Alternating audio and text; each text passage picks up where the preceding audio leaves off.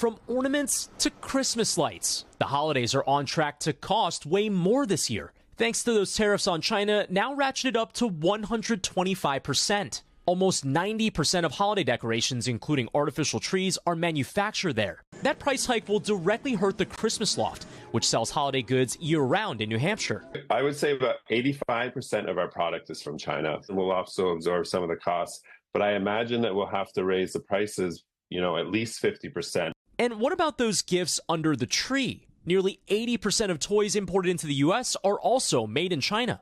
That means that 80% of the toys will be twice as expensive this Christmas as they were last Christmas. Basic Fun CEO Jay Foreman says his company's paused shipments out of China for toy brands like Care Bears and Tonka trucks. Does this imply that you might not have stuff on the shelves for key holiday season?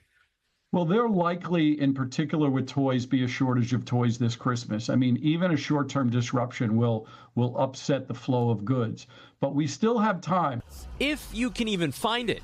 Foreman says a 125% tariff would force him to jack up the price of a $30 toy truck to $70. There are no factories in the United States making the type of toys that we manufacture. This hobby shop in Minnesota also concerned. It scares the devil out of me. We have a choice. We can pay the bills and raise prices or try and absorb them and go out of business. And for big ticket items like electronics, a new iPhone could be $350 more expensive for the holidays. Last week, Nintendo pressing the pause button on pre-orders for the Switch 2 console to assess the potential impact of tariffs. The gaming system is currently priced at nearly $450.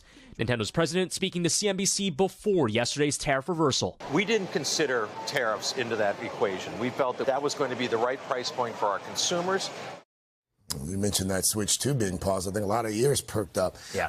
So in addition to yesterday's announcement of a pause on most of the tariffs, President Trump also teased this idea of maybe a deal with China at some point.